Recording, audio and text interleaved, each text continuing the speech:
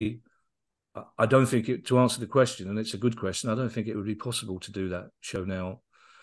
When I did it in 1993, there was an enormous amount of goodwill from audiences because they knew the person I'd become.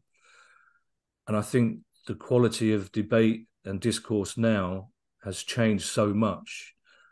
I think there are many venues that wouldn't allow me to do that show with that title, no matter how much I explained what the purpose of the show was. And it was a funny show, I have to say, even though it dealt with those very serious issues. I think there are many venues that wouldn't allow me to do it. I think there'd be many audiences who wouldn't turn up to see it, but people understood then why I wanted to do it, why it was important for me to try and put it behind me. But I don't think I could do it. I don't think I'd be able to do it now, full stop, to be perfectly honest. At that time, I could. And at the time, I got a lot of stick for it from people.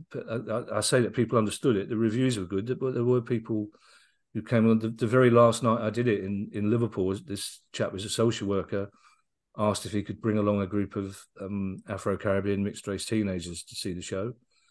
And the Q&A afterwards was one of the most grueling hours of my life because they weren't going to let me off the hook by saying there were a lot of people who had those views in those days. Blah, blah, blah. In a way, that final show, that final Q&A was the most cathartic bit because I had to properly confront what I'd gone through because they weren't letting me off. They weren't nice white middle class liberals who were going, okay, he's done the wrong thing. Now he's got a show out of it. They were like, no, why are you doing it? Why? How do we know you're not still like that?